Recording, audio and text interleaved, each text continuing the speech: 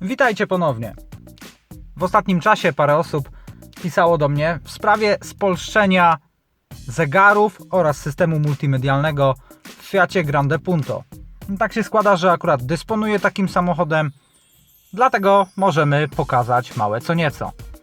W filmie tym pokażę Wam, jak spolszczyć zarówno zestaw wskaźników, jak i system multimedialny Blue & Me, w skład którego wchodzi kompatybilny radioodtwarzacz, tak zwana kierownica multimedialna, zarówno ze sterowaniem radioodtwarzacza z kierownicy, jak i z klawiszem logo Windows. Oraz oczywiście centralka sterująca umieszczona w schowku. Mamy tutaj logotyp Windowsa, na drzwiczkach schowka oczywiście oznaczenie USB, natomiast w głębi schowka mamy dostęp do dwóch gniazd USB. Jedno z nich to po lewej stronie, zabezpieczone gumową zaślepką.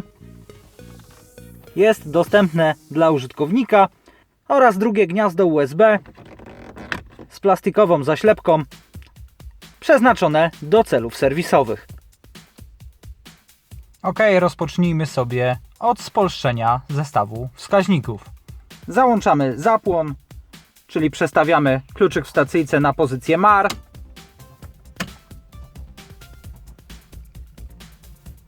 No i oczywiście widzimy nasze piękne komunikaty. Akurat w moim przypadku samochód został sprowadzony z Rzeszy, tak więc mamy język niemiecki. Poruszanie się po menu zestawu wskaźników umożliwia nam panel sterowania zlokalizowany po lewej stronie kierownicy. Cała nawigacja odbywa się tak naprawdę za pośrednictwem tych trzech przycisków. Przycisk menu uruchamia nam menu zestawu wskaźników, akceptuje wybrane opcje oraz wychodzi z niego. Natomiast klawisze plus oraz minus służą do nawigowania się po menu oraz zmiany wartości. A zatem uzyskuję dostęp do menu, wciskając klawisz menu. Niezależnie od tego, jaki język macie wybrany aktualnie, jego zmiana jest możliwa poprzez 7-krotne naciśnięcie klawisza plus. Raz, 2, 3, 4, 5, 6, 7. Tutaj mamy Sprache, czyli język. Wchodzimy w to ponownie klawiszem menu. No i mamy wybrany niemiecki. Następnie akceptujemy klawiszem menu i mamy zmieniony język. Szukamy sobie teraz wyjścia z tegoż menu. Mamy wyjście menu, akceptujemy i cały komputer pokładowy w tym momencie jest po polsku. W tym momencie tak naprawdę możliwe jest także korzystanie z zestawu głośno mówiącego wbudowanego w Blue & Me. Wszak możemy nacisnąć sobie na kierownicy klawisz menu, czyli symbol słuchawki, oraz poruszać się po menu telefonu, czytnik wiadomości, spis telefonów, ostatnie połączenia, ustawienia, na przykład wejdźmy w ustawienia klawiszem SRC, czyli OK. No i możemy tutaj uruchomić funkcję rejestracyjną. Natomiast część systemu odpowiedzialna za głosową nawigację jest niestety nadal po niemiecku. Die Verbindung des Benutzers läuft. Trwa wyszukiwanie urządzeń. Der PIN-Code ist 5360. Zur Herstellung der Verbindung suchen Sie mit dem eigenen Handy die Bluetooth-Vorrichtung und geben Sie den angezeigten PIN ein. Tak jak było powiedziane, następna praca należy do Was. Należy wyszukać urządzenie Bluetooth Blue & Me, korzystając z Waszego telefonu komórkowego, sparować się z nim, a jako PIN wpisać 5360. Tak jak zresztą powiedział nam głos lektorki. Jeżeli poprawnie sparujecie się z telefonem, będzie możliwe odbieranie połączeń oraz wykonywanie ich poprzez wbudowany zestaw głośno mówiący. Wciskamy klawisz z logo Windowsa. Sprechen Sie bitte einen Befehl aus.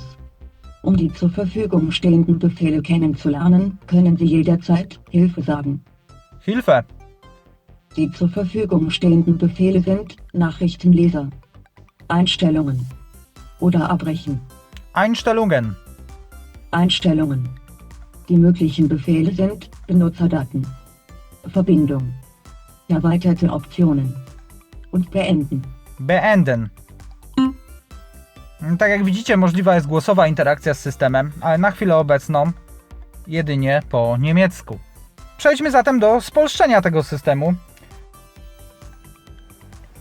Aby dokonać procesu aktualizacji języka w naszym systemie Blue & Me, jedyne czego potrzebujecie to komputer osobisty z dostępem do internetu. Potrzebna będzie także pamięć przenośna typu pendrive. Ja mam tutaj akurat takiego no-name'a, może być w zasadzie dowolny pendrive, aby tylko był sformatowany w systemie plików FAT32. No nieprawdą jest to, co czyta się na forach, że im mniejszy, tym lepszy, gdyż ja z reguły w przypadku tych samochodów korzystam z pendrive'ów SanDisk Cruiser Micro o pojemności 32 GB. To są te takie malusieńkie pendrive'y, praktycznie wielkości złącza, niewiele ponad to wystaje. One są sprawdzone, działają bez problemu. Natomiast fakt faktem, nie każdy pendrive Wam zadziała, miejcie to na uwadze. Ok, przejdźmy do komputera. Ok, jesteśmy na komputerze. Oczywiście przepraszam Was za to, że ten obraz, który teraz widzicie, nie jest w jakości 4K. Niestety ten laptop, na którym tutaj teraz pracuję, nie wspiera takiej rozdzielczości. Jest to maksymalna, oferowana przez niego rozdzielczość. No ale ma to też swoje dobre strony, ponieważ gdy ja Wam to rozciągnę w tym materiale, to będzie po prostu więcej widać. Będzie to wszystko jak gdyby powiększone. Zanim przejdziemy do procedury pobierania oprogramowania, pobierania naszej aktualizacji języka, a w zasadzie aplikacji, którą zainstalujemy u nas w samochodzie do aktualizacji języka, podłączmy sobie naszego pendrive'a do naszego komputera i sprawdźmy, czy aby na pewno jest on sformatowany w systemie FAT32. I teraz tak, będąc w moim komputerze, jesteśmy teraz w moim komputerze, prawym klawiszem myszy klikamy sobie na naszego pendrive'a i z rozwiniętego menu kontekstowego wybieramy właściwości. W nowo otwartym oknie już w sumie z automatu widzimy, że system pliku tego pendrive'a jest jako NTFS, a to nas specjalnie nie zadowala. Potrzebujemy pendrive'a, który będzie w systemie plików FAT32. Do tego pendrive'a oczywiście można sobie sformatować, czyli wychodzę z menu, wybieram opcję formatuj i tutaj będę mógł wybrać sobie system plików FAT32 domyślnie oraz klikam rozpocznij. Oczywiście formatowanie wymarzę wszystkie dane na tym dysku. OK. Zgadzamy się na to. Jak widzicie, formatowanie zakończone. Klikamy OK. Nasz nośnik jest już przygotowany do przyjęcia nowych plików i teraz sprawdzając we właściwościach powinniśmy już mieć FAT32. Oczywiście FAT32. Wspominam o tym dlatego, iż jeżeli załadujecie, bądź też będziecie próbowali załadować nowe pliki językowe z pendrive'a, który nie będzie spełniał wymagań, może się okazać, że cały proces aktualizacji wysypie się Wam w połowie. Na wyświetlaczu zestawu wskaźników pokaże się wtedy komunikat brak Polski, co oznacza błędne nadpisanie plików językowych w Waszym samochodzie. No i wtedy system Blue & Me w ogóle nie będzie działał. Nie będziecie mieli możliwości połączenia się z telefonem nawet w starym języku, nawet w języku na przykład jak to u mnie bywa niemieckim. Dlatego zwróćcie na to uwagę. Poza tym Fiat w swoich oficjalnych materiałach przeznaczonych dla autoryzowanych stacji obsługi zwraca uwagę na to, iż pendrive, na którego nośnik, na którego kopiujecie te dane, ma być po prostu pusty. Nie mówi nic o formatowaniu tego nośnika. A ja z własnego doświadczenia wiem, że ten sam pendrive, który nie był sformatowany, tylko zostały z niego usunięte dane, następnie wgrane pliki językowe, który powodował błędy w samochodzie, po takim formatowaniu na czysto i wgraniu tych plików językowych, jak się okazuje, działa i aktualizuje nam samochód bez problemu. Ten sam pendrive. No niektórzy tam mówią, Z tego co widzę na różnych forach, że niektóre pendrive'y w ogóle nie współpracują. Być może część z nich nie próbowała formatowania. Nie zaprzeczam, że tak nie jest, ponieważ kiedyś tak mi się zdarzyło, że jeden pendrive w ogóle nie chciał podjąć współpracy. Był w sumie niewielki, chyba też 4-gigowy. Tymczasem ja na 32-gigowych, jak Wam wcześniej mówiłem, bez problemu takie aktualizacje przeprowadzam. Dobra, pendrive'a mamy sformatowanego, jest przygotowany na przyjęcie naszych danych. Uruchamiamy sobie przeglądarkę internetową oraz wchodzimy pod taki właśnie adres. Ten adres będziecie mieli zresztą w opisie filmu z linkiem do kliknięcia, nie musicie go teraz przepisywać. Na uruchomionej stronie internetowej możemy wybrać język, który nas interesuje. W naszym przypadku polski. Jak widzicie, rozpoczyna się pobieranie pliku. Oczywiście zapisujemy go na dysku. OK, pobieranie jest ukończone. W tym momencie przechodzimy sobie do folderu, w którym go zapisaliśmy. Jak widzicie, jest to folder skompresowany zip, tak więc w pierwszej kolejności rozpakujmy go. Klikamy sobie na nim prawym przyciskiem myszy oraz wybieramy opcję wyodrębnij wszystkie. Nie musicie mieć w tym celu żadnego programu do dekompresji plików, gdyż Windows natywnie wspiera rozwiązanie format zip, także tutaj nie ma problemu. Dajemy wyodrębnij, czekamy chwilkę. OK, powstał nam nowy folder. Wchodzimy sobie w ten folder. W tym folderze mamy jeszcze raz polski. No i mamy tutaj dwa foldery. Folder z instrukcjami, jest tam instrukcja po angielsku, jak i po włosku. Oraz następne archiwum już z właściwymi plikami językowymi.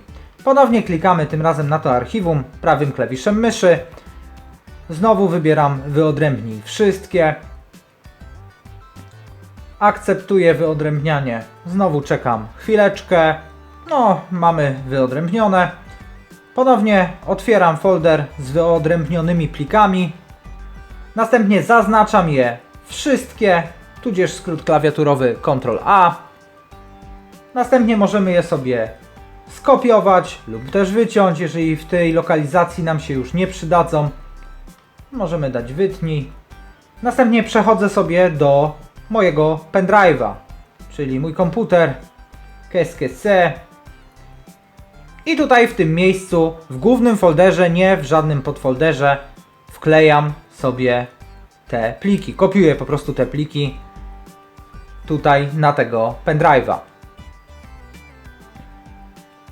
I to w zasadzie wszystko. Mając te 4 pliki, możemy już wyjąć naszego pendrive'a z naszego komputera, oczywiście w bezpieczny sposób. Uprzednio demontując urządzenie na starszych wersjach systemu Windows, czyli bezpieczne usuwanie sprzętu. I tak przygotowanego pendrive'a możemy zabrać do samochodu. OK, otwieramy schowek oraz wpinamy naszego uprzednio przygotowanego pendrive'a do złącza USB. Nie korzystamy przy tym ze złącza serwisowego umieszczonego pod klapką, a z normalnego złącza dostępnego dla użytkownika. OK, jeżeli naszego pendrive'a mamy już wpiętego, możemy załączyć zapłon. Załączamy zapłon, czyli kluczyk na pozycję MAR, bez uruchamiania silnika. Następnie czekamy na zaktualizowanie się naszego urządzenia. Odpowiednie komunikaty będą pojawiały się na wyświetlaczu zegarów. Usłyszymy również głos lektora. Podczas całej aktualizacji absolutnie nie wyłączamy zapłonu, nie naciskamy także klawiszy na kierownicy.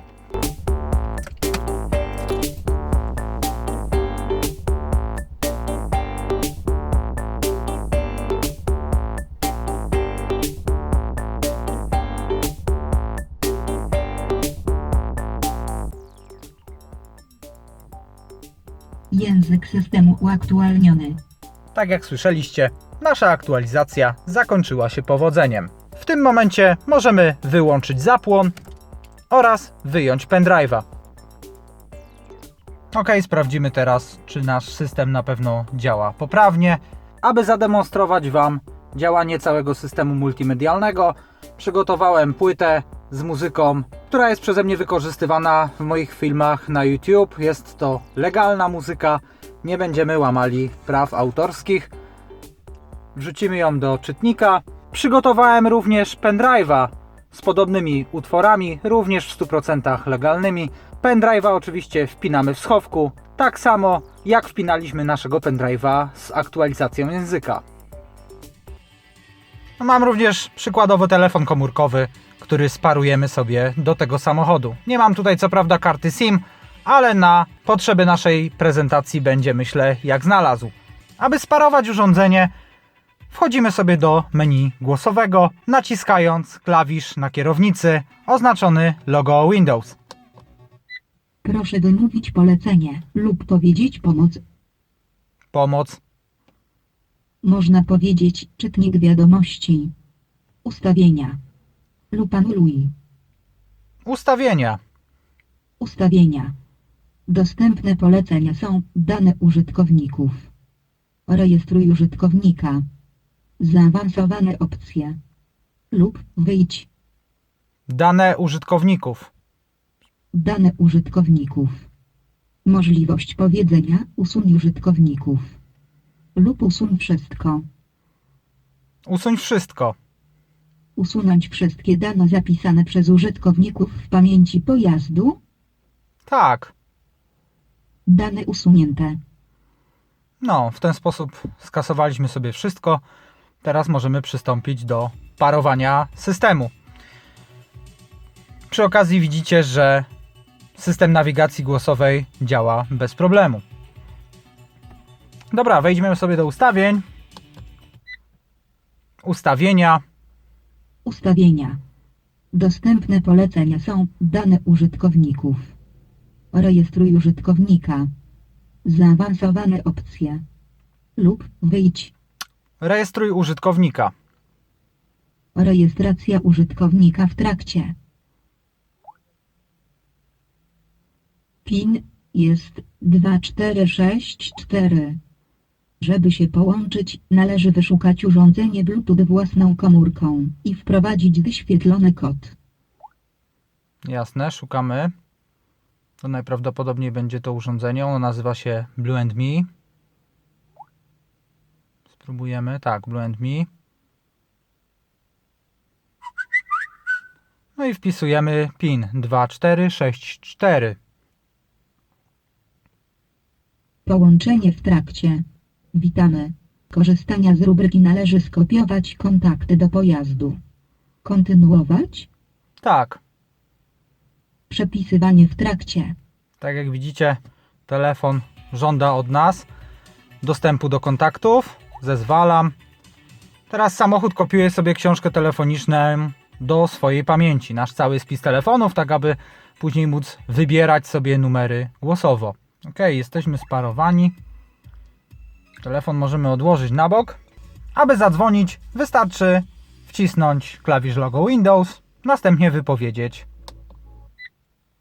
Wybierz bąbel. Bąbel. Czy zadzwonić? Tak.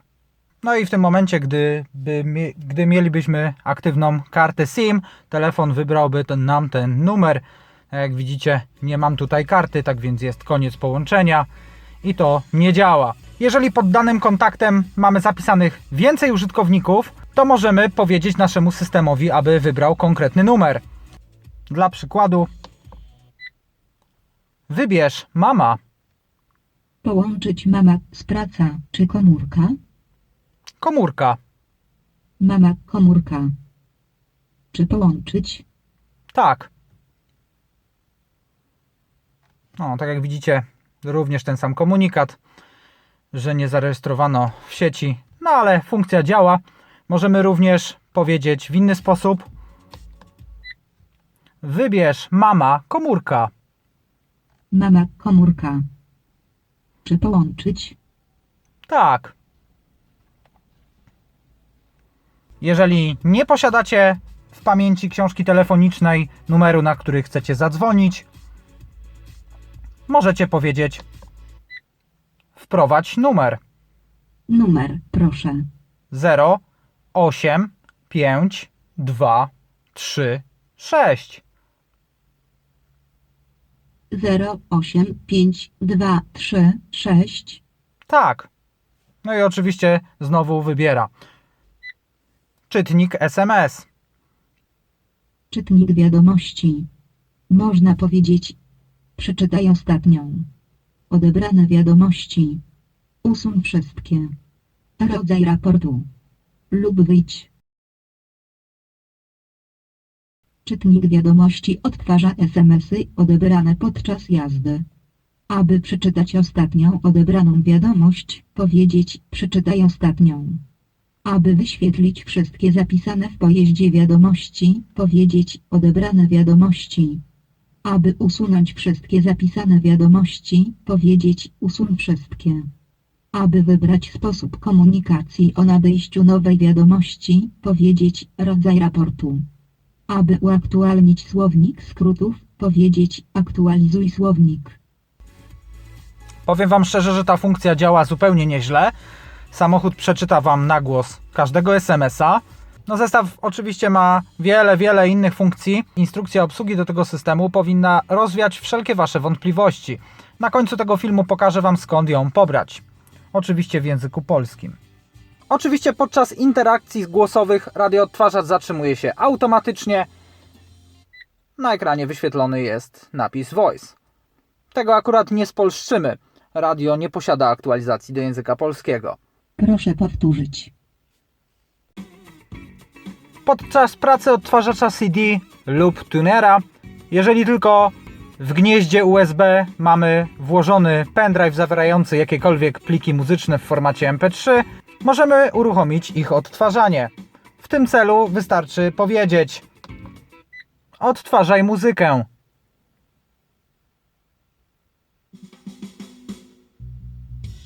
Tak jak widzicie, radioodtwarzacz wyświetla nam napis Media Player, natomiast zestaw wskaźników wyświetla nam informacje o wykonawcy.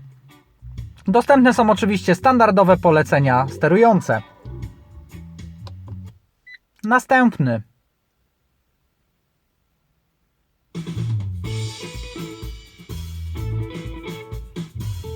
Oczywiście nadal na zegarach wyświetla nam się cały tytuł, jest on przewijany, tak jak widzicie. Nadal oczywiście działa sterowanie z kierownicy, głośność. Oczywiście możemy przerzucać utwory również przyciskami.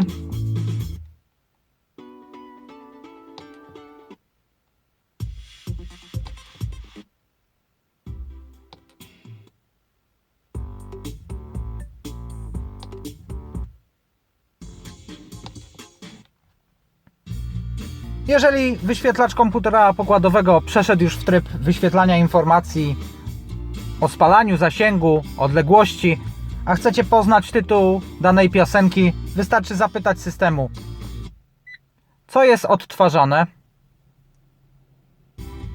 A na wyświetlaczu wyświetli Wam się tytuł. Oczywiście w każdej chwili możecie zatrzymać odtwarzanie, powrócić do poprzedniego źródła. Wystarczy powiedzieć: zatrzymaj. Zatrzymano. Radio automatycznie powróci, w naszym przypadku do płyty CD. Odtwarzaj muzykę.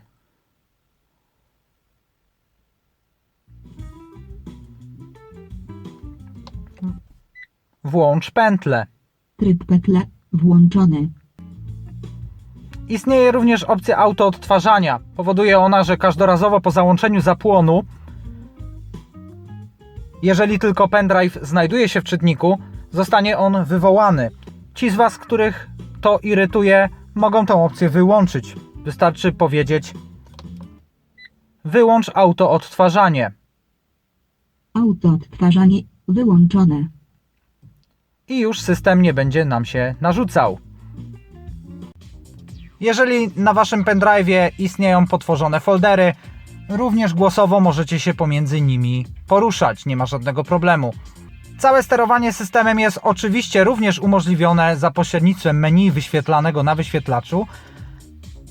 Sterowanie tymi wszystkimi przyciskami. Tutaj macie dodatkowe funkcje menu, OK, strzałki, plus minus. Przekreślony głośnik posiada funkcję Escape. Tutaj niestety ten znaczek starł już z kierownicy. Nacisnę menu. Macie tutaj ostatnie połączenia, ustawienia Media Player. Możemy wejść w Media Player, OK. Macie tutaj foldery według wykonawców, według gatunków. Oczywiście ID3 tagi muszą być uzupełnione wedle albumów. Wedle list, czyli pliki M3U są tutaj obsługiwalne, jako że jest to Windows. No, informacja, co jest odtwarzane, dowolny. Możecie lecieć folderami, tylko że na tym pendrive'ie akurat nie ma folderów. Możecie również wyszukiwać pliki. Cała obsługa bardzo intuicyjna. Tak jak widzicie, dostępna również z kierownicy, głosowo.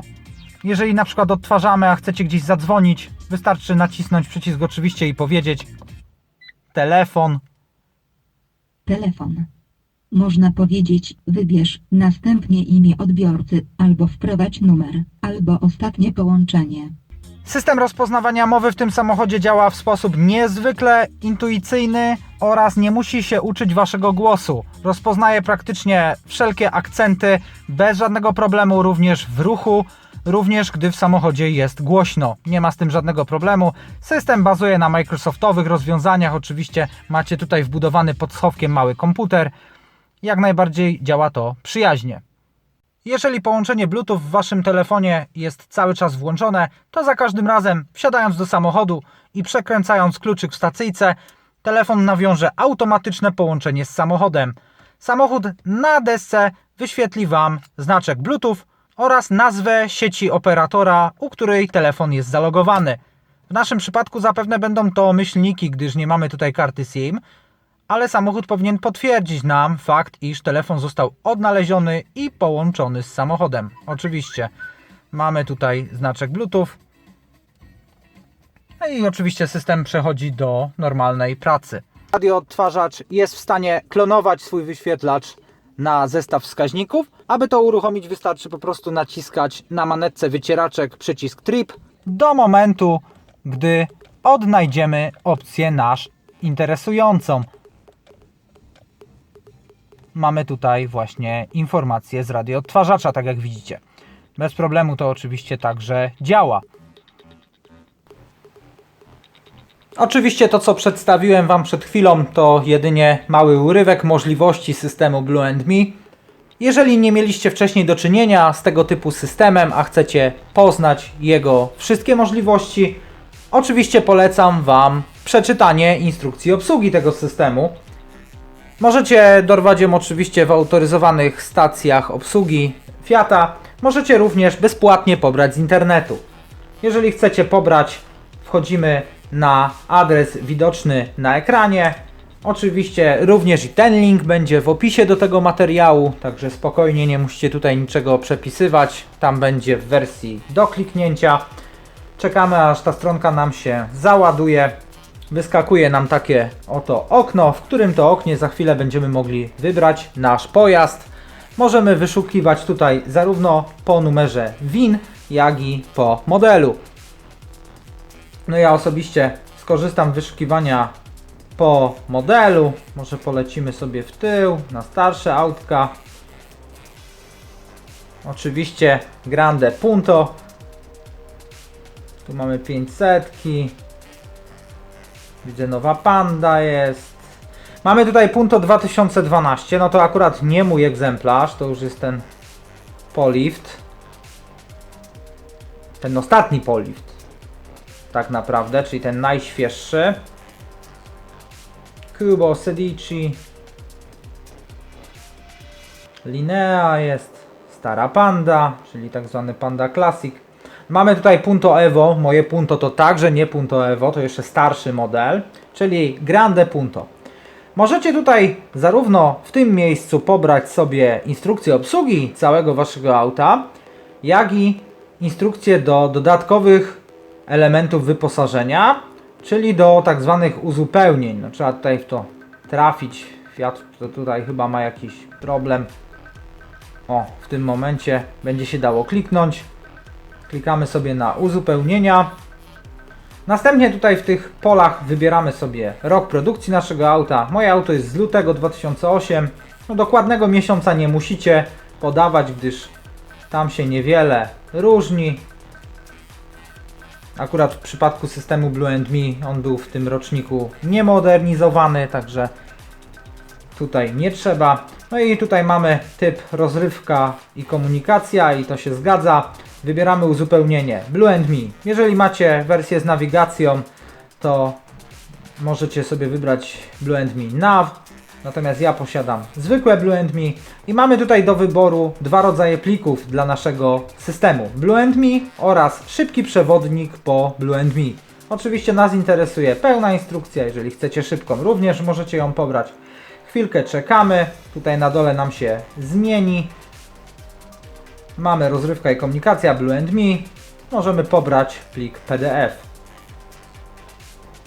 No i tak jak widzicie, macie tutaj całą instrukcję do tego systemu. Jest co czytać, 82 strony. Poczytacie, jest także również wykaz dostępnych poleceń głosowych, który na pewno Wam się przyda. Co można mówić i tak dalej. Część informacji w tej instrukcji jest już nieco przestarzała. No, są to czasy, kiedy królowały telefony Sony Ericsson K700i, K800i i różne takie inne znane modele. Także nie bardzo mają się te informacje do zastosowania z systemami Android, tudzież Apple'a. No ale można poczytać. Większość informacji na szczęście jeszcze działa. Jest jeszcze aktualna. I to już wszystko w tym wideo poradniku. Jeżeli macie jeszcze jakieś dodatkowe pytania, śmiało piszcie w komentarzach. To pierwszy mój film zrealizowany w technologii Ultra HD, czyli 4K. Wybaczcie błędy w montażu. Pracuję z całkowicie nowym programem, dopiero się go uczę. Aczkolwiek mam nadzieję, że jakość tego wideo będzie już nieco lepsza niż pozostałych. Oczywiście wideo nadal kręcone jest telefonem. W przyszłości mam zamiar kupić jakiś lepszy aparat, tudzież kamerę cyfrową, aby realizować wideo w jeszcze lepszej jakości, mnie satysfakcjonującej. Dziękuję również jednej z osób, która wspiera mnie dodatkowo na Patronite. Dzięki serdeczne. Link do Patronite'a znajdziecie na końcu opisu. Jeżeli chcecie, podoba Wam się, wspierajcie śmiało. To tyle póki co. Trzymajcie się. Cześć.